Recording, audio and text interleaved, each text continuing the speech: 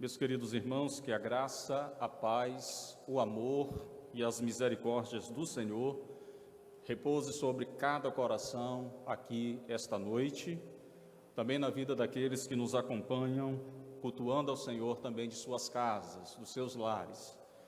Estamos em mais um culto de celebração ao nosso Deus, celebração ao Senhor, onde temos a oportunidade de meditarmos na sua santa palavra. E eu quero convidá-los a abrir a sua Bíblia na segunda carta de Paulo aos Coríntios, capítulo 4, versículo, a gente vai ler do 7 até o 15. Segundo aos Coríntios, capítulo 4, do 7 ao 15. Nós iremos fazer a leitura bíblica deste momento.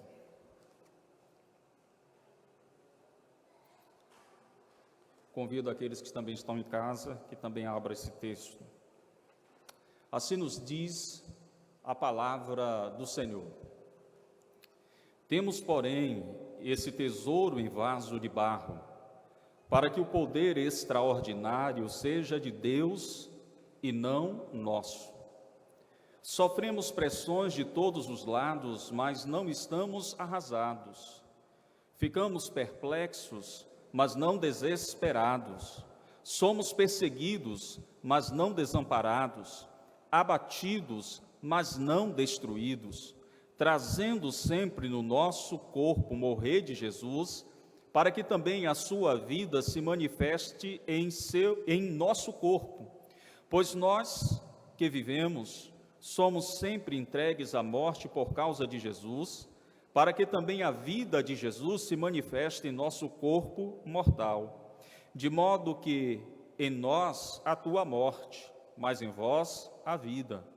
Todavia, uma vez que temos o mesmo espírito de fé, conforme está escrito, cri, por isso falei, também nós cremos e por isso também falamos.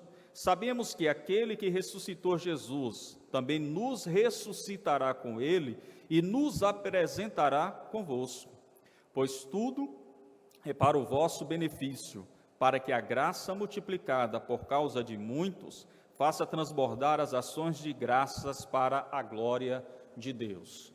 Que Deus em Cristo, Ele aplique a porção da sua palavra em nossos corações essa noite. Que o Espírito Santo ministre em cada vida aqui.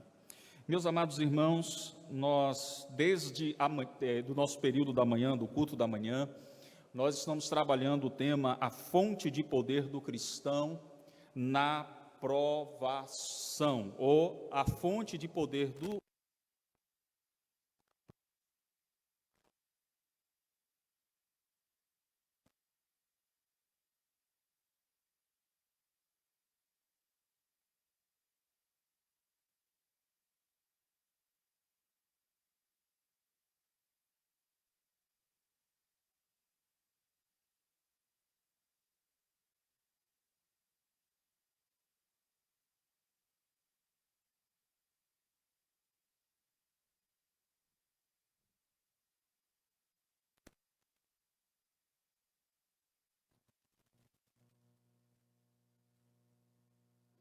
Voltando aqui, como nós estávamos falando, Alex, quando ajustar aqui, me dá um toque, viu?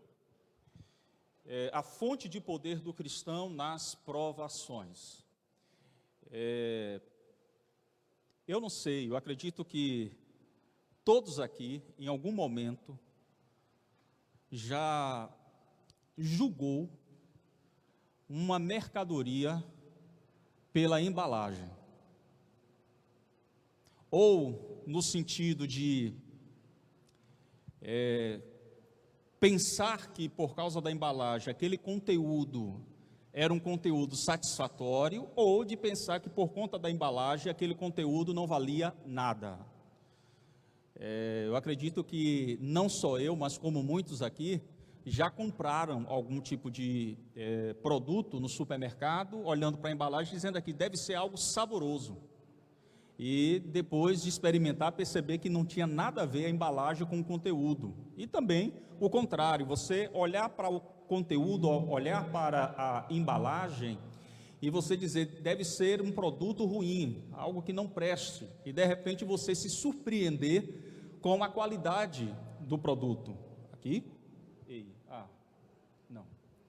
Com a qualidade do produto. Eu vou seguir por aqui mesmo. Então todos nós, eu acredito que todo mundo aqui, em algum momento já tenha se identificado com essa situação.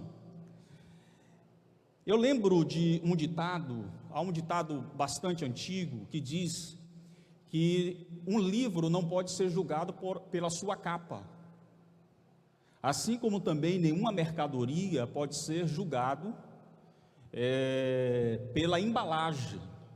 Porque o que deve ser avaliado, o que deve ser analisado, deve ser o conteúdo e não a embalagem. Pela manhã, nós vimos que o tesouro inestimável, incalculável, ele está posto sobre um recipiente frágil.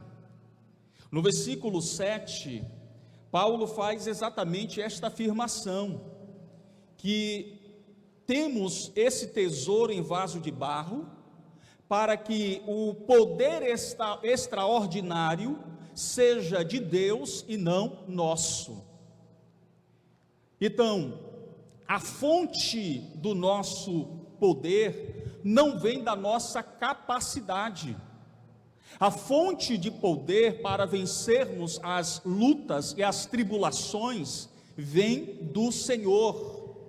Paulo, então, ele expõe a fragilidade humana, Paulo expõe a nossa fragilidade, a nossa fraqueza, para revelar a grandeza do poder de Deus que opera em nós, apesar da nossa fraqueza. É isso que ele diz aqui no versículo de número 7. Então vimos que nós somos como vaso de barro, e por isso nós somos frágeis, suscetíveis a fracassos, a termos o nosso corpo destruído pelas provações desta vida. Vimos que o mais importante não é quem somos, mas a mensagem que nós proferimos, o ministério que nós executamos.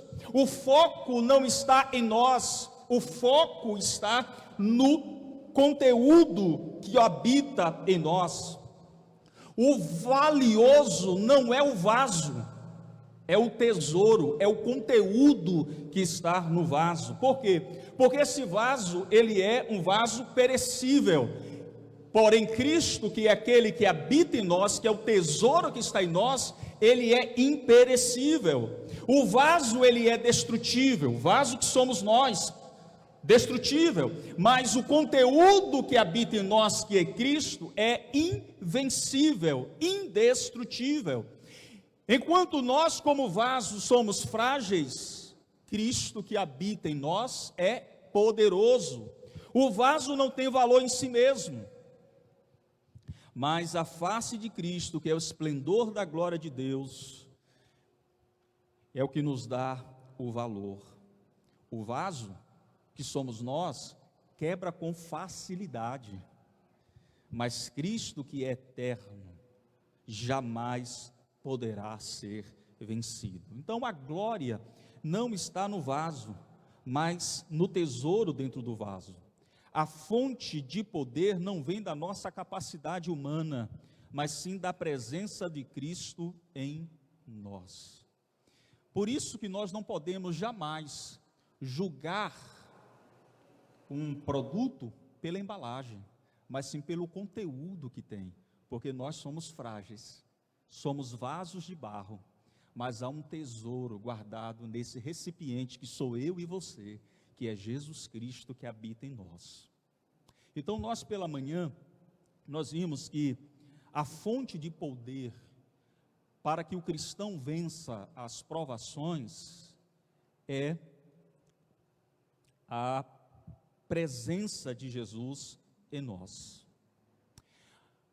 Agora à noite nós vamos então destacar as duas outras verdades contidas nesse texto.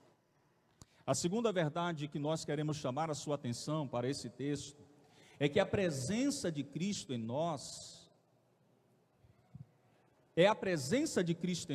que nos mantém inabaláveis e triunfantes nas provações. É a presença de Cristo em nós que nos mantém inabaláveis e triunfantes nas provações. Olha o que o versículo de número 8 e também o versículo de número 9 tem a nos dizer. Você pode ler conosco? Bora lá, todos ler? Em tudo, mas não angustiados, perplexos, mas não desanimados, perseguidos, mas não desamparados, abatidos, mas não. A versão que eu estou usando aqui para a nossa reflexão diz: de todos os lados somos pressionados, mas não desanimados, ficamos perplexos, mas não desesperados, somos perseguidos, mas não abandonados, abatidos, mas não destruídos. Paulo continua então descrevendo a vida cristã na qual nossas limitações estão mescladas com a glória de Deus. E ele faz isso numa série de paradoxos. Normalizou? Oh, que beleza. Pronto. Já estou acostumado a ficar com as mãos soltas. Pronto, ótimo. Então Paulo, ele mescla aqui as limitações, as fragilidades humanas, em contraponto com a manifestação de glória de Deus nessa fragilidade. O vaso é frágil, mas o conteúdo dele é extremamente poderoso.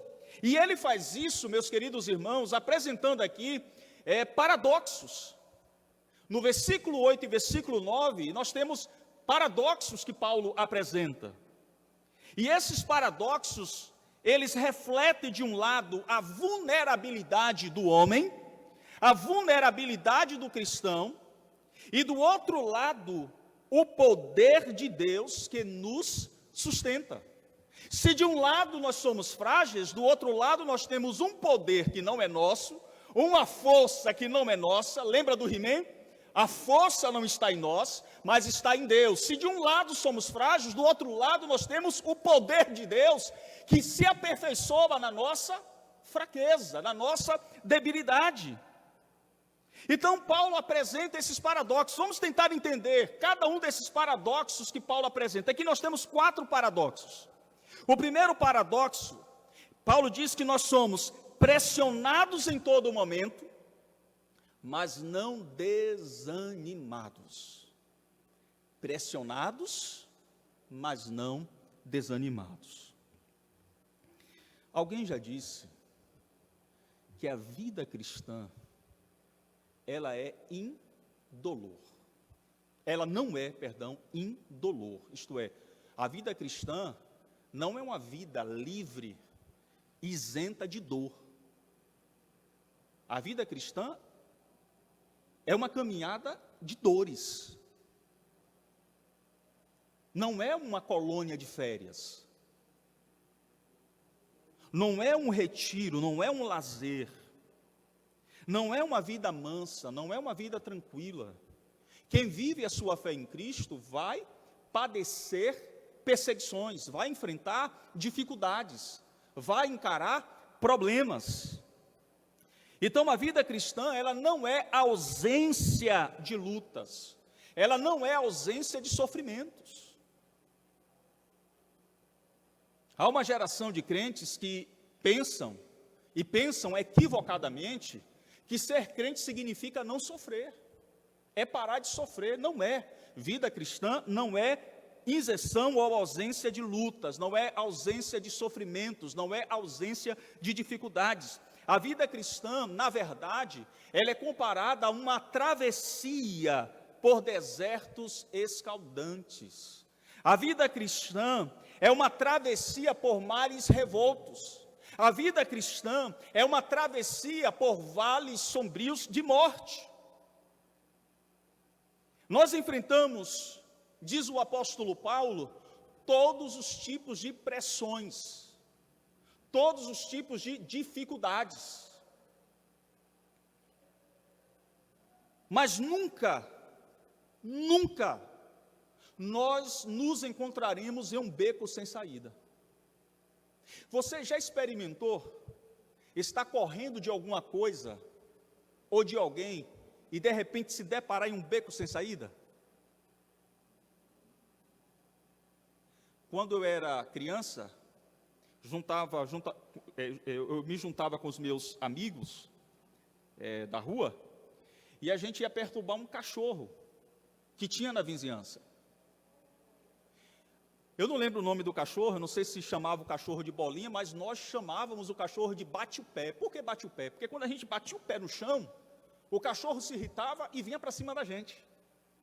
Então, todas as vezes que a gente passava, a gente batia o pé e corria, e o cachorro vinha atrás. Numa dessa, um dos nossos amigos foi fazer isso, o cachorro disparou e ele foi para uma avenida sem saída. E o cachorro foi atrás dele. E ele não teve como escapar a mordida do cachorro. Bate-pé, mordeu bem.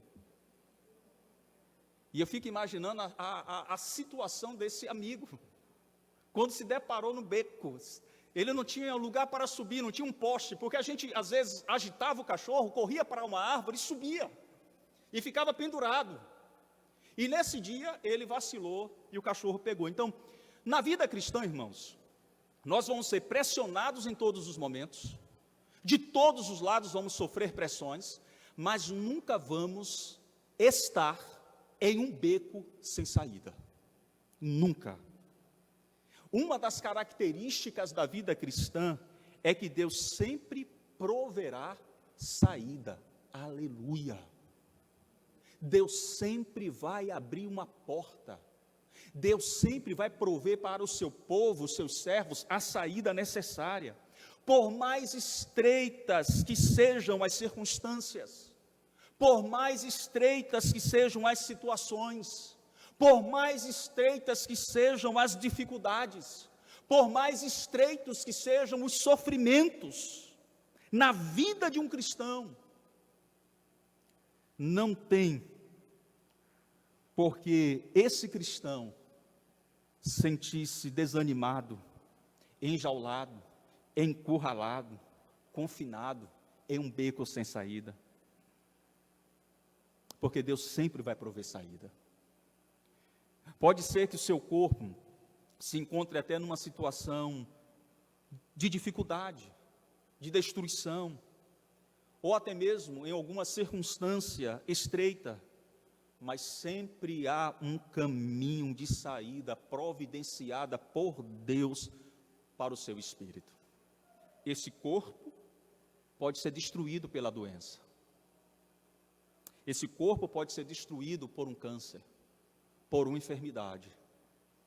Mas jamais a enfermidade vai atingir o nosso espírito. Então Paulo nos ensina isso. Outro paradoxo que Paulo coloca aqui é que nós podemos ficar perplexos nas provações, mas não desesperados diante dessas provações. Podemos viver perplexos, mas não desesperados.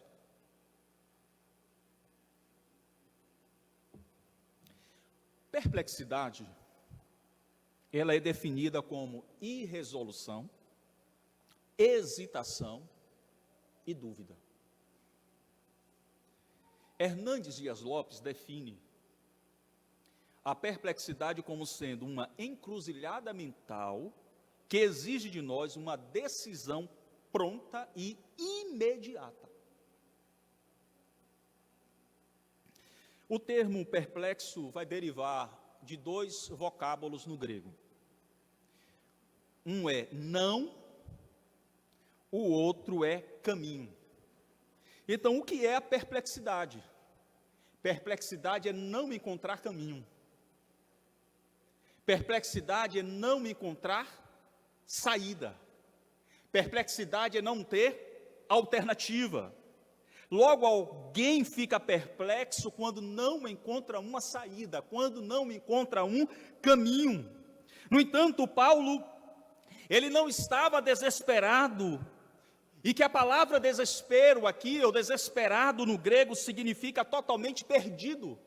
Paulo diz que nós podemos, na nossa caminhada cristã, em alguns momentos, estarmos perplexos, duvidosos, hesitantes, mas nunca desesperados diante das circunstâncias. As situações difíceis da vida podem nos colocar em uma situação de encurralamento, mas nunca nós vamos estar desesperados diante delas ou frente a elas. Isso não significa que estaremos totalmente perdidos, irmãos. Como cristãos, nós iremos enfrentar tribulações, nós encararemos situações que nos deixarão hesitantes, como dúvidas na caminhada, na nossa jornada, no nosso trajeto. Por vezes, nós iremos experimentar circunstâncias que nós não saberemos o que fazer, não saberemos como agir, porque a dúvida, ela vai tomar conta do nosso coração, da nossa mente. Todavia, devemos lembrar que Deus, Ele controla as provações e faz uso das provações para fortalecer os seus filhos.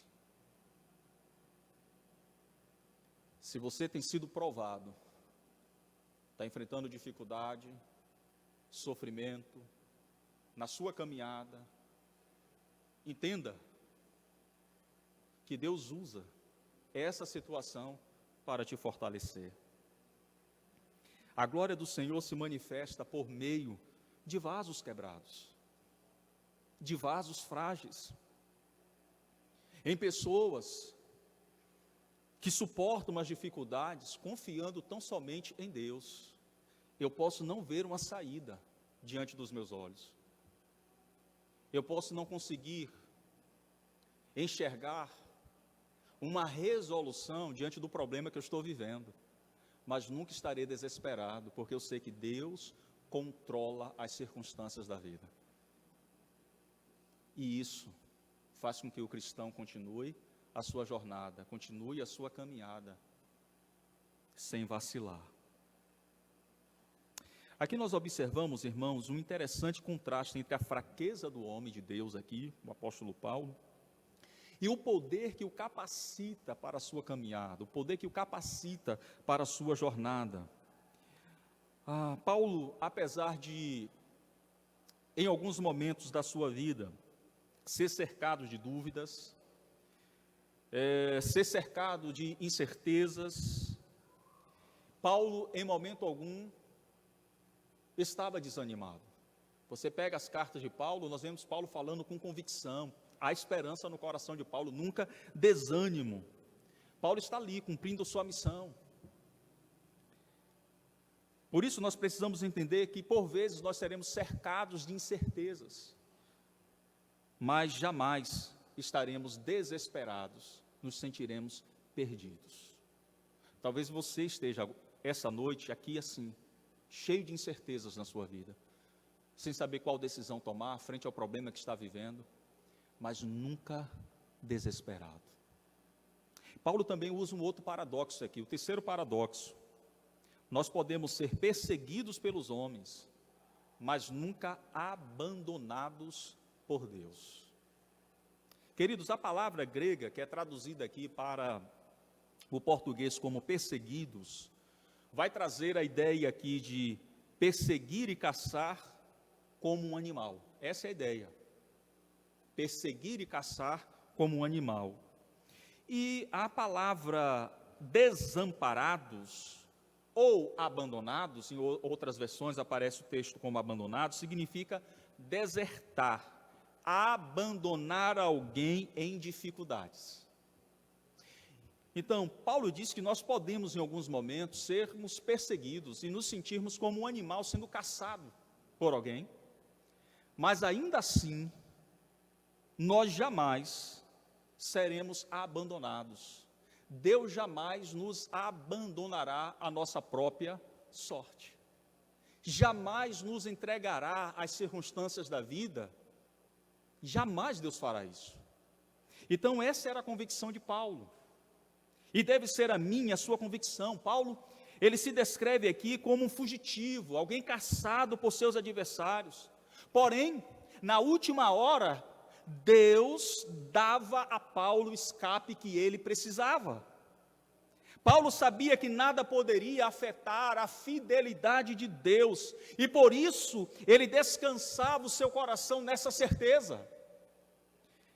Queridos, desde o dia da conversão do apóstolo Paulo, Paulo não teve um dia sequer de sossego na sua vida.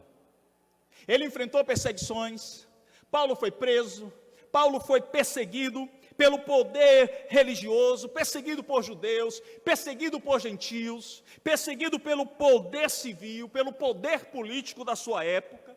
Paulo, porém, jamais se sentiu abandonado por Deus. Quando a gente lê a segunda carta de Paulo a Timóteo, no capítulo 4, verso 16 e verso 18, quando todos os seus amigos haviam abandonado a Paulo, Paulo vai declarar que o Senhor, em momento algum, o abandonou, o deixou só. Lá, Paulo diz o seguinte: na minha primeira defesa, ninguém apareceu para me apoiar, todos me abandonaram. Que isso não lhe sejam cobrado, mas o Senhor permaneceu ao meu lado e me deu forças, para que por mim a mensagem fosse plenamente proclamada e todos os gentios a ouvissem. E eu fui libertado da boca do leão. O Senhor me livrará de toda obra maligna e me levará salvo para o seu reino celestial. A Ele seja a glória para todos sempre. Amém. Paulo está aqui, na verdade, se preparando para a sua morte, a sua execução. E olha o que Paulo diz: eu serei levado a salvos para o reino do meu Deus. Deus, em momento algum, abandonou Paulo.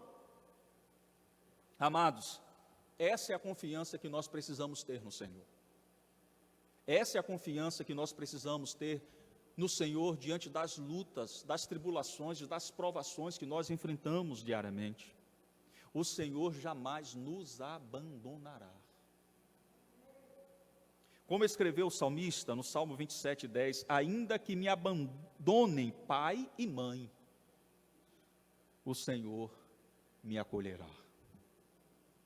Olha que verdade profunda que o salmista traz. Ele está dizendo assim: olha, você pode até ser abandonado pelo seu pai, pode até ser abandonado por sua mãe, pode até ser abandonado por seus irmãos, pelos seus parentes, por seus amigos, você pode até ser esquecido por irmãos na fé, mas jamais será esquecido por Deus. Deus jamais se esquecerá de nós. Deus jamais vai nos abandonar. E, irmãos, essa é uma certeza que não depende do nosso sentimento. Porque as nossas emoções, elas são enganosas. Porque podemos até, diante de uma situação, até nos sentir sós. Mas o fato que a Bíblia apresenta é que jamais estaremos sós.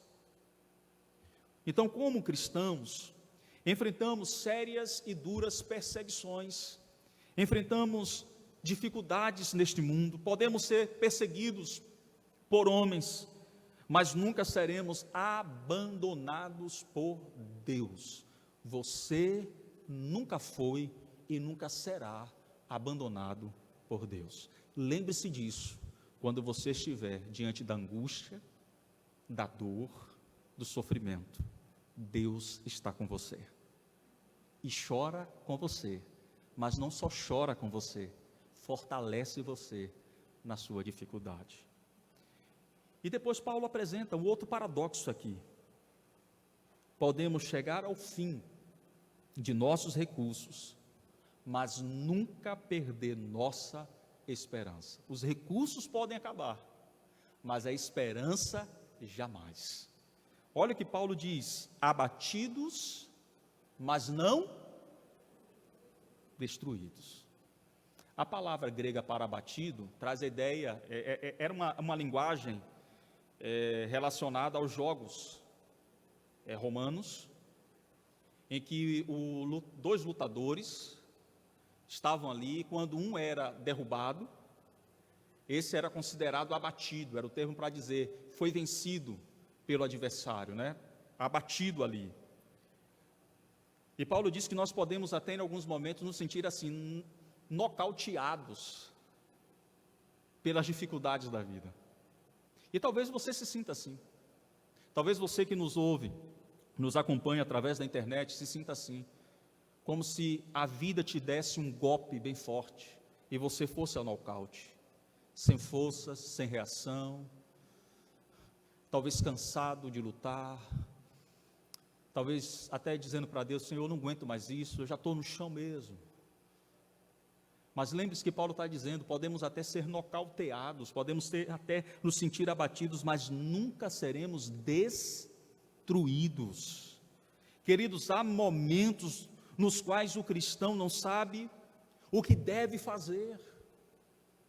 Há momentos nos quais nós não podemos ver bem onde a nossa vida está sendo conduzida, dirigida, mas nunca haverá no nosso coração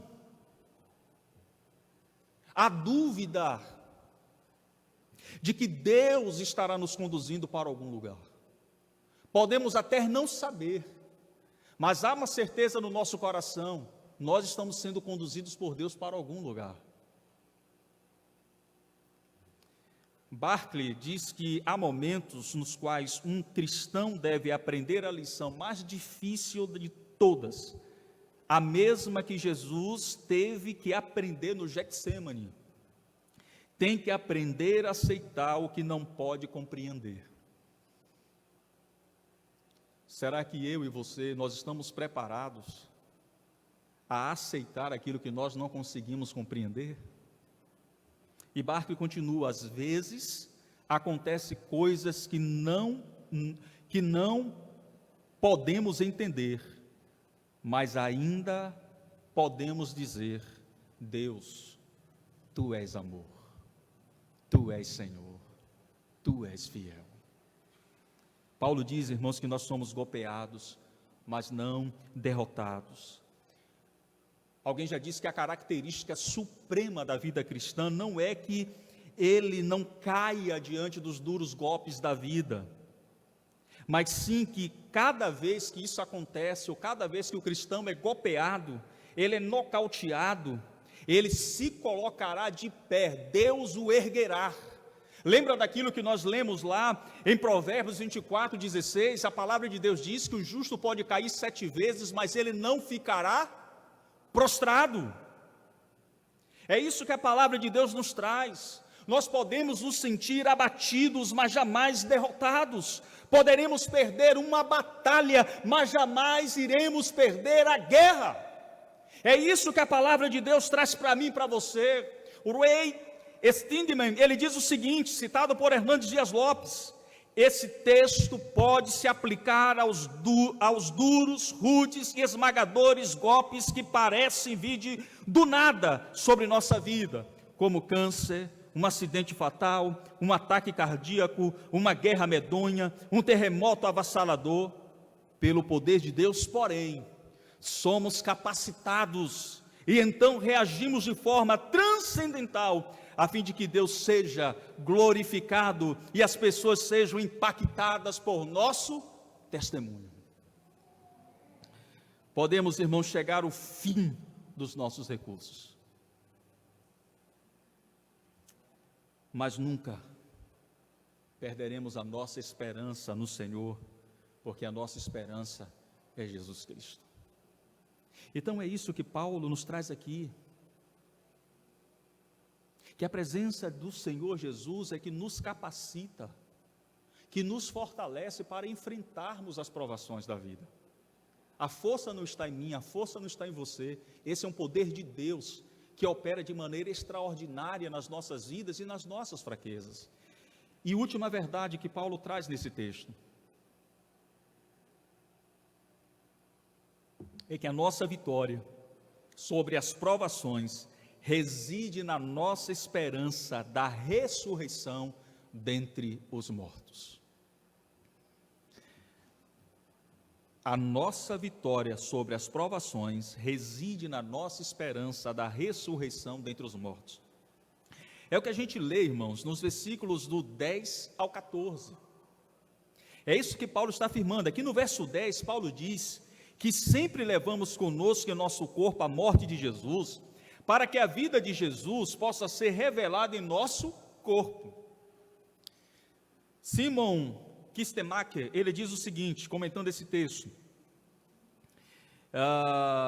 que os versículos que virão na sequência da afirmação de Paulo, como temos no verso 10, são tanto um resumo da passagem anterior, os versículos 8 e versículo 9, como também a introdução para o versículo 12.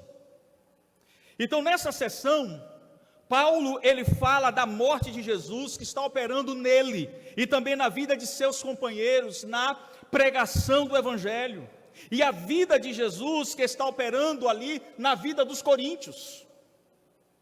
É interessante esse paradoxo. Paulo diz que a morte opera neles e nos seus companheiros, na proclamação do Evangelho, para que a vida de Jesus opere na vida dos coríntios. Paulo e seus companheiros, eles estavam trabalhando, enfrentando sofrimentos, dificuldades, experimentando no seu próprio corpo a morte de Jesus. E mais de uma vez na vida de Paulo, ele vai mencionar o sofrimento de Cristo como sendo uma relação com aquele sofrimento que ele enfrentava. Paulo mostra com isso que ele, como todo cristão, leva em seu corpo, por onde ele vai, o sofrimento e a morte de Jesus. É o que nós lemos, por exemplo, no versículo 11 e 12. Paulo diz assim: pois sempre nós que estamos vivos, somos entregues à morte por causa de Jesus, para que a vida de Jesus possa ser revelada em nossa carne mortal. Então a morte é ativa em nós, mas a vida é ativa em vós. O pregar o Evangelho, Paulo estava submetido a morrer por causa da pregação do Evangelho, e ele morre como ministro do Senhor, mas todo esse risco e essa realidade de morte presente na vida de Paulo no cumprimento do seu ministério resultava em quê? Na salvação de vidas, não só em Coríntios, mas como também a salvação de vidas em diversas cidades por onde Paulo passou. Então eu aprendo com isso, irmãos, que o sofrimento faz parte da vida cristã. Ei, preste atenção a isso. Sofrimento faz parte da vida cristã. O sofrimento, eu quero repetir mais uma vez isso, eu já disse aqui, eu acho que diversas vezes, principalmente nesse período de pandemia, sofrimento serve para nos lembrar que nós não pertencemos a este mundo. Ei, você não pertence a este mundo. Sua casa não é aqui. Nós estamos caminhando para nosso lar, irmãos, estamos caminhando para o nosso lar. Na quarta-feira nós falamos, existem duas maneiras de chegarmos lá. Ou morrendo, nos ausentando aqui deste mundo, para estarmos presentes diante do Senhor, ou Jesus vindo para nos buscar. São as duas maneiras, mas nós estamos caminhando para lá. Então o sofrimento faz parte, meu irmão, da nossa jornada, da nossa caminhada. Já foi dito aqui em outra ocasião, que a palavra de Deus vai deixar claro que decepção, que descontentamento, que dor, que sofrimento, que angústia, que dificuldades, que desastres, todos os tipos, tudo isso vai marcar a nossa caminhada aqui neste mundo, irmãos. E como cristão nós devemos aprender com o exemplo do apóstolo Paulo, como suportar a solidão, a decepção, as dificuldades, as lutas. Olha para a vida de Paulo e aprenda com o apóstolo Paulo. Precisamos lembrar de que a visão do apóstolo Paulo da glória de Deus é o que fez a total diferença na vida de Paulo para enfrentar as provações e dificuldades. O olhar de Paulo, irmãos, não estava aqui nesse mundo. Eu conversava agora há pouco, antes de começarmos o culto, com o Alex. Alex falava de um filme da história do apóstolo Paulo, E nós falávamos, antes de começar o culto, que o nosso maior problema como cristãos é que a gente não tem vivido a vida dentro da perspectiva bíblica. Nós projetamos a nossa vida pensando neste mundo. Nós nos articulamos pensando neste mundo como se a este mundo nós pertencêssemos. Como se nós fôssemos criar raízes neste mundo. Irmãos, nós não pertencemos a este mundo. Quando a gente entender essa verdade, e essa verdade, ela for introduzida, enraizada na nossa mente, no nosso coração, e nós começarmos então a viver dentro da perspectiva celestial, de que nós estamos caminhando para casa, olhando para o céu, marchando, olhando para o céu, nenhuma dificuldade, nenhum problema, nenhum sofrimento vai ser capaz de roubar a nossa paz e a nossa tranquilidade. Nada vai poder nos parar, nada vai poder nos desanimar, porque quanto mais sofrimentos chegarem diante de nós, mais vamos lembrar, mais perto de casa nós estamos, mais próximo do nosso lar nós estamos. Nós precisamos aprender, e guarde isso na sua mente, esse termo, essa palavra, ser desmamado deste mundo. Irmão, se desmame deste mundo, se desligue, se desconecte desse mundo e conecte sua mente ao céu. Viva na perspectiva do céu, viva na perspectiva da nossa pátria celestial. Olhe para a eternidade e anseie pela eternidade. Olhe para o céu e anseie pelo céu. Olhe para a realidade celestial e deseje isso na sua alma. E assim você enfrentará as provações e dificuldades cantando louvores. Eu vou para Canaã, sim, eu vou, a nova Canaã, a nova Jerusalém. Essa deve ser a minha perspectiva de vida e a sua perspectiva de vida. Paulo vai dizer que nós estamos sendo desligados deste mundo, o nosso corpo está sendo desligado, as coisas apontam para essa realidade. Então nós precisamos aprender, irmãos, a viver a nossa vida assim. Precisamos lembrar dessa visão do apóstolo Paulo que fez a diferença na vida dele. Essa visão mudou Paulo radicalmente, a sua perspectiva, o seu ministério, a sua forma de lidar, a sua forma de ver as coisas, a sua maneira de lidar com a morte, tanto dos cristãos que estavam morrendo por conta da fé, como da sua própria morte.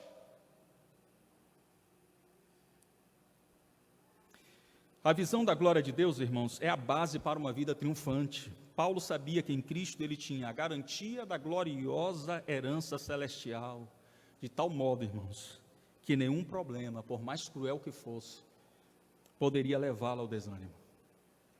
Ele sabia em que ele tinha crido.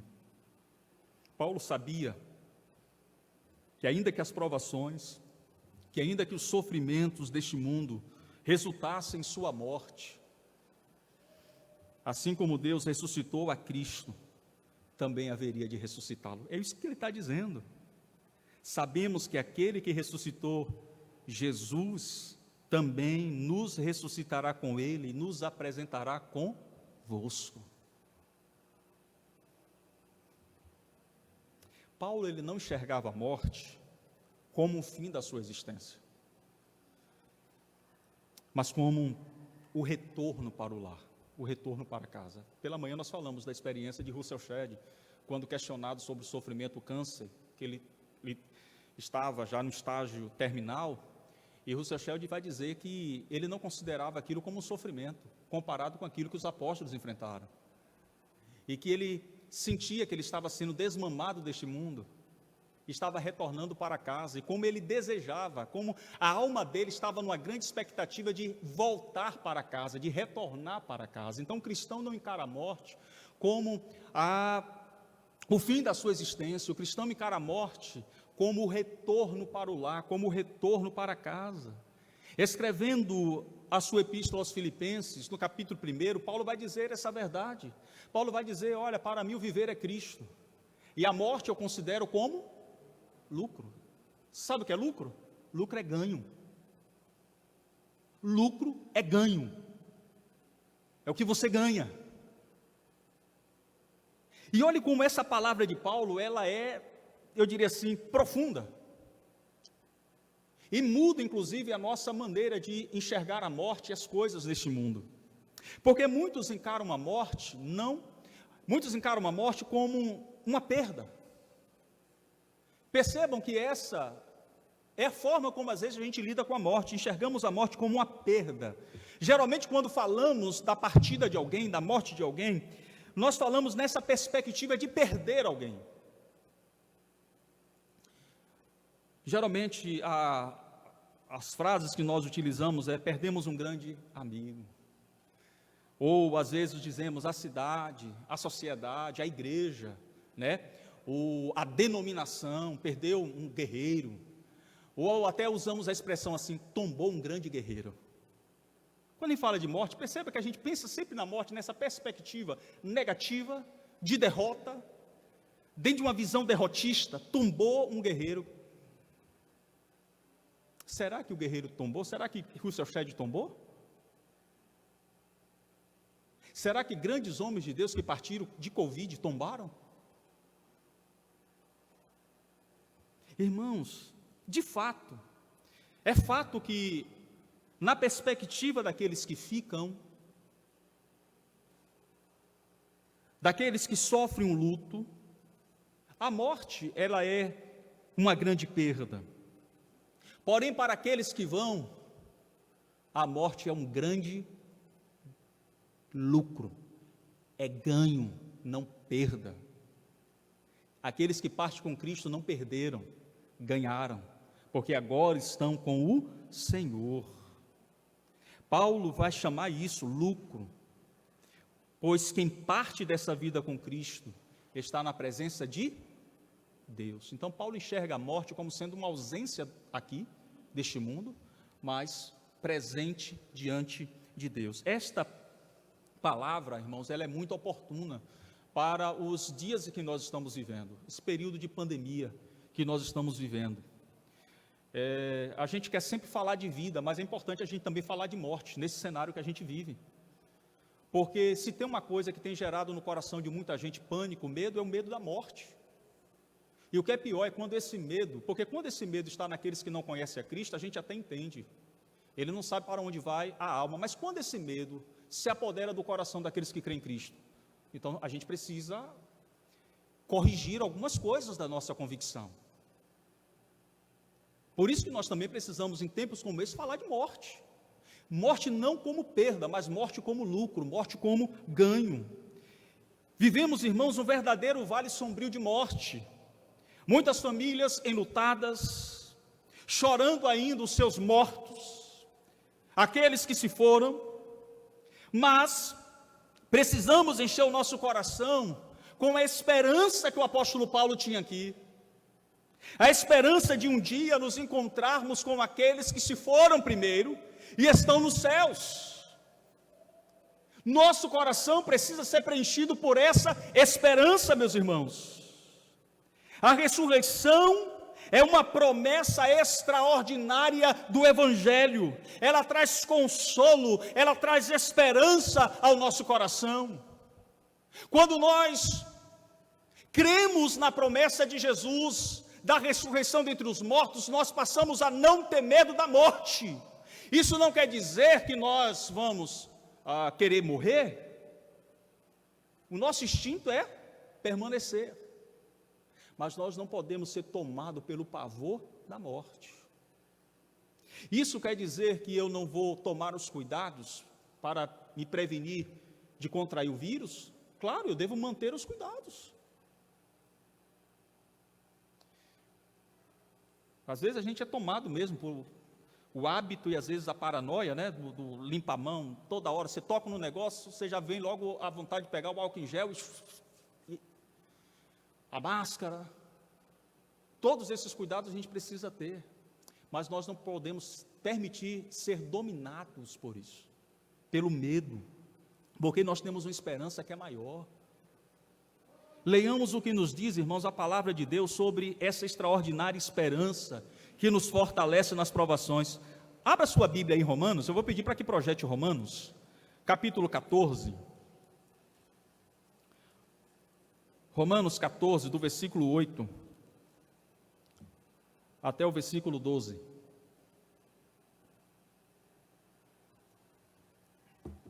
Olha o que a palavra de Deus diz, preste bem atenção na leitura. E você que está em casa também, preste atenção na leitura. Pois se vivemos, para o Senhor vivemos. Você prestou aqui atenção? Se vivemos, para o Senhor vivemos. Se morremos, para o Senhor morremos. Ou vida ou morte, nós pertencemos a quem? Ao Senhor. De modo, Paulo diz, quer vivamos, quer morramos, somos do Senhor. Aí ele diz, porque foi com este propósito que Cristo morreu e tornou a viver, para ser Senhor tanto dos mortos como dos vivos. Verso 10, mas tu, porque julgas teu irmão, ou também porque despreza teu irmão, pois todos compareceremos diante do tribunal de ninguém escapará ao juízo divino, porque está escrito, justo por minha vida, diz o Senhor, todo joelho se dobrará diante de mim, e toda língua confessará a Deus, assim cada um de nós dará conta de si mesmo Quando Jesus chega na aldeia de Marta e de Maria, Lázaro estava na sepultura fazia 4 dias, em um estado adiantado, o seu corpo estava apodrecendo. Marta e Maria pedem para que um emissário chamasse Jesus quando Lázaro ainda estava enfermo, e quando Jesus chega na aldeia, Lázaro já tinha morrido, e a decepção e a frustração dessas irmãs é tão grande que elas expressam, Senhor, se tu estivesses aqui, nosso irmão não teria morrido, isto é, se o Senhor nos atendesse, se viesse enquanto ele estava enfermo, ele não teria morrido. Agora o Senhor não pode fazer nada, não há como mudar essa situação e essa realidade, e Jesus diz, Marta, seu irmão há de ressuscitar, sim Senhor, eu creio na ressurreição do último dia. Jesus diz, eu sou a ressurreição e a vida, quem crê em mim, ainda que esteja morto, aqueles que partiram com Cristo, que morreram com Cristo, ou de Covid, ou de qualquer outra enfermidade, ou de qualquer outro tipo de morte, será ressuscitado, e aquele que crê em mim, que vive e crê em mim, nunca morrerá para sempre, ou por toda a eternidade, isto é, a morte não terá domínio sobre a minha e sobre a sua vida, meu irmão. Então, por que temer a morte? Se a morte, ela foi vencida por Cristo Jesus na cruz do Calvário, será o último inimigo a ser vencido pelo Senhor. Por que então eu, como crente, vou temer a morte? Porque a morte representa um até breve, irmãos. Esse foi o texto que eu li no culto de gratidão a Deus pela vida do meu pai. Eu pensei em trabalhar em alguns textos e me deparei com esse texto. E eu expressei exatamente aquilo que eu creio, que o Evangelho me ensina. É por isso, irmãos, que eu não consigo, não há como cristão eu dizer saudades eternas, como uma expressão de alguém que partiu. Você sabe por que não é saudades eternas? Porque essa pessoa nós nos encontraremos. Ela não partiu para sempre. Você já parou para pensar nisso? Não partiu para sempre, voltará a viver. A ressurreição é uma promessa de Deus, é uma até breve. No meu culto de gratidão, nosso culto de gratidão lá, nós demos uma até breve, porque um dia, ou eu vou me encontrar com meu pai, experimentando a morte, ou eu vou me encontrar com meu pai, quando o Senhor Jesus vier, com poder e glória sobre as nuvens, para buscar a sua igreja. Já percebeu que num funeral de crente é diferente de um funeral de descrente? Funeral de crente há choro?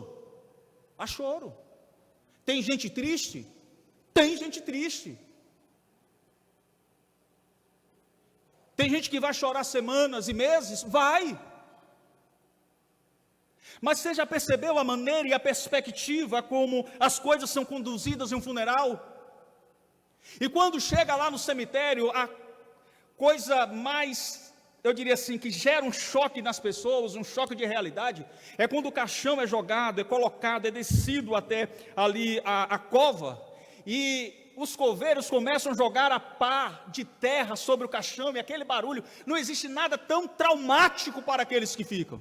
Mas vocês pararam para perceber como é que os cristãos reagem, os não crentes reagem? Esse é um momento de desespero na vida de muita gente.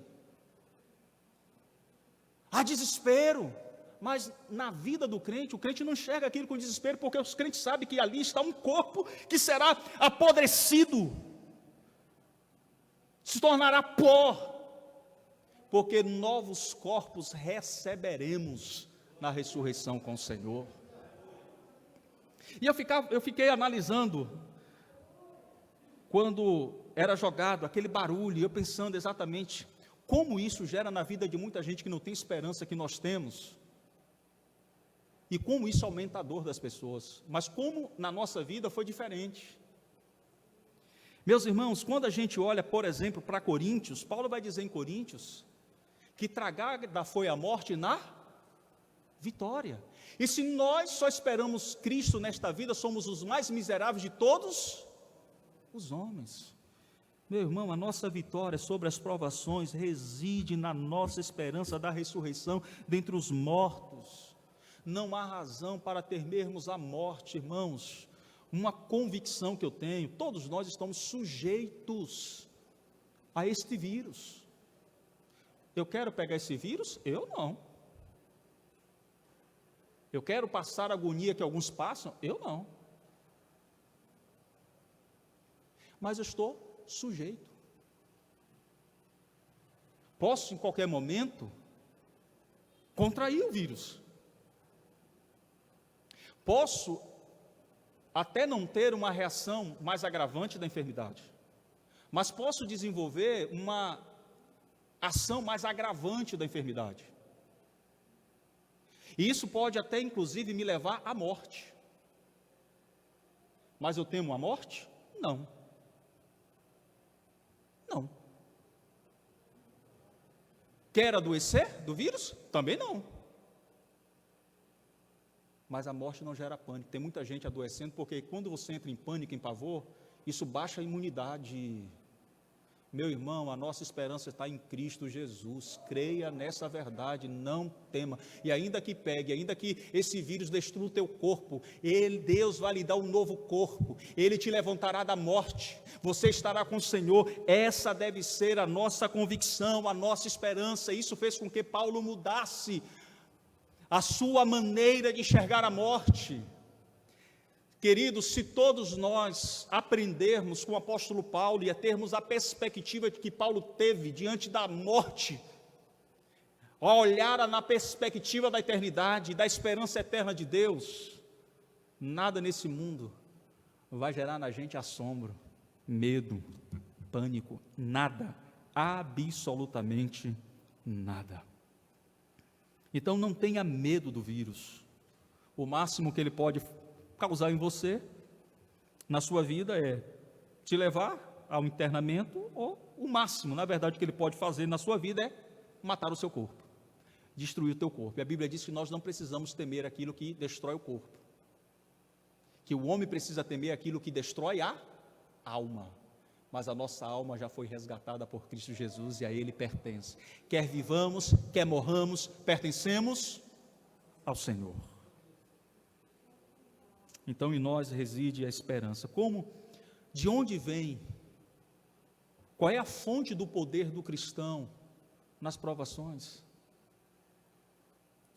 Essa fonte é o Senhor. Olha o que Paulo diz no verso 15, estou concluindo a mensagem. Versículo 15. Pois tudo é para o vosso benefício, para que a graça multiplicada por causa de muitos, façam transbordar as ações da graça para a glória de Deus. Percebe como é que Paulo está terminando o seu raciocínio? Nessa sessão, porque ainda tem um capítulo 5, que ele vai aprofundar mais esse seu pensamento.